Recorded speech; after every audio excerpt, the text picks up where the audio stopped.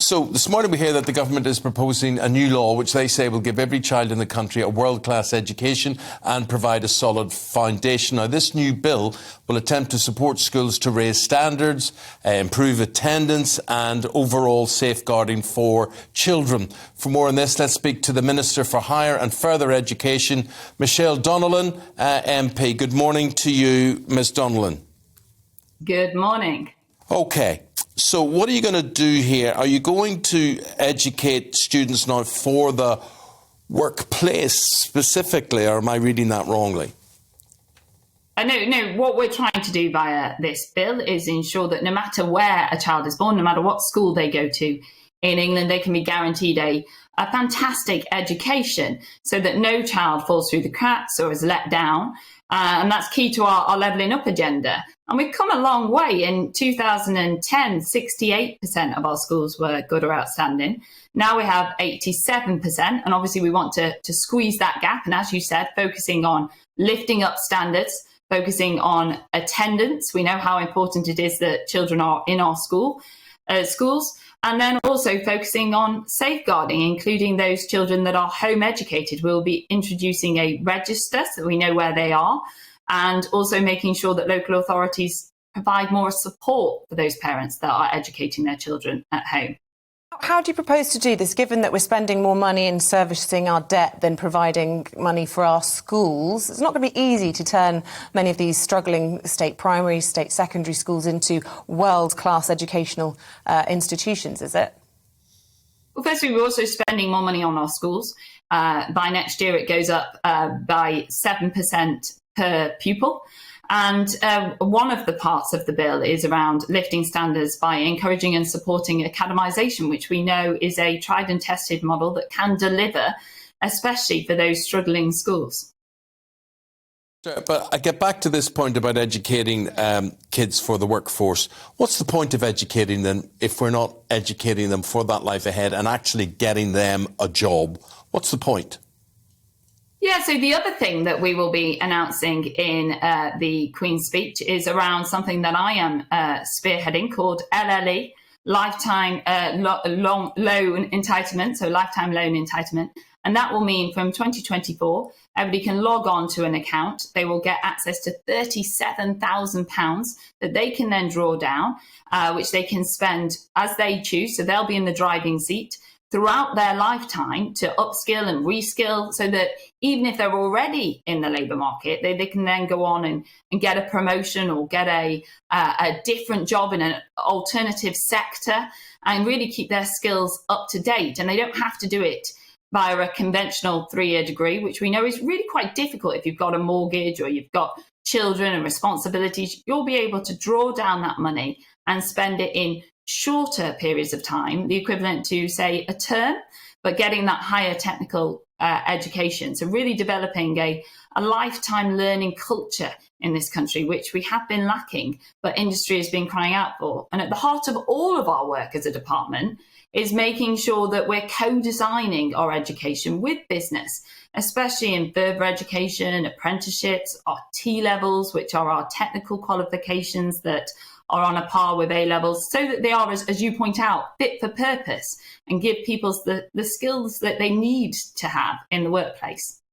OK, so that's all to come in tomorrow's Queen's speech. Now, you'll be aware we were expecting, ahead of that big moment for Parliament tomorrow, to be hearing from Sir Keir Starmer today. He's pulled out of that speech because he's clearly a bit rattled by all of the allegations swirling and this new investigation being announced by Durham Police into so-called Beergate.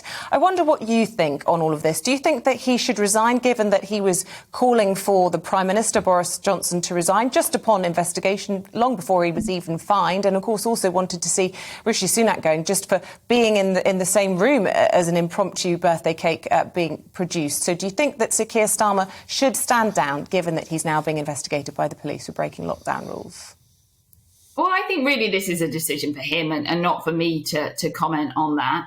What's coming up in my own constituency is a sense of disappointment with the sheer hypocrisy that has happened and come about in terms of Keir Starmer's approach. having known deep down that there was more to this curry evening than initially we thought, it does smack of sheer hypocrisy. And I can understand why my constituents are very concerned about that. But in terms of a potential resignation, that's something that Keir needs to decide, certainly not a decision for me to make or to comment on. You won't even comment on it. I find that interesting. I mean, given, what happens, for example, if he is found to have broken the rules and he's fined by the police? You still don't have a view? I don't think we should get into speculation and what ifs and different scenarios. From my point of view and the point of view of the many constituents that have contacted me over the last week, this is smacking of sheer hypocrisy. We saw Keir dominating the agenda over the last few months in terms of making Partygate up there at the top of the agenda, at the exclusion of some really important issues like the rising cost of living and global fight against inflation. And yet we were talking about parties day in and day out. And I'm not saying that people weren't angry about that. Of course they weren't. I'm not saying that wasn't important to have that discussion. But it is a bit odd that Keir Starmer made that the be-all and end-all throughout the last few months. And yet light is being shone on his own activities and actions. And I think it's been a massive distraction when we really do need to be focusing on, of course, delivering for the people and fulfilling our manifesto, but also addressing issues like the rising cost of inflation and cost of living and making sure that people are aware of all the support that we're putting in place on that. But what you really know, Minister, is that Boris Johnson and Keir Starmer are bound together. They're handcuffed together. If Starmer goes, Boris has to go. Oh, no, I don't accept that at all. I mean, these are very different scenarios. Boris Johnson obviously came forward, apologised, took full responsibility, even for the events that were not, that he wasn't even aware of, that took place when he wasn't even there, when he was in Chequers, one of them. And he introduced fast and swift changes to number 10. We've not seen the same behaviour from Keir Starmer. He's not come forward and apologised. In fact, his answers have been quite muddled as to what actually happened. But this is all a matter for Keir in terms of what he wants to do in the future. And now I want to focus on delivering for the British people, as does my government. We have our Queen's speech this week. We're progressing with more of our manifesto and ensuring that we're delivering on the people's priorities. Yeah, and look, among those priorities of the British people are the priorities of the people of Northern Ireland. Many people very concerned that perhaps we are seeing the impending collapse of the United Kingdom. Do you think we're about to do away with the protocol? Well, we know that the protocol isn't working.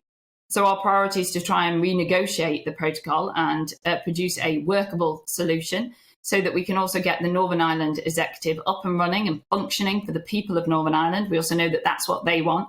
So our focus over the next few days will be on trying to renegotiate that. I know that Brandon Lewis has gone to Northern Ireland today and will be working at pace. Michelle Donelan, always a pleasure. Thanks for your time. And Michelle is the Minister for Higher and Further Education, speaking to us live from Wiltshire. Thank you very much indeed.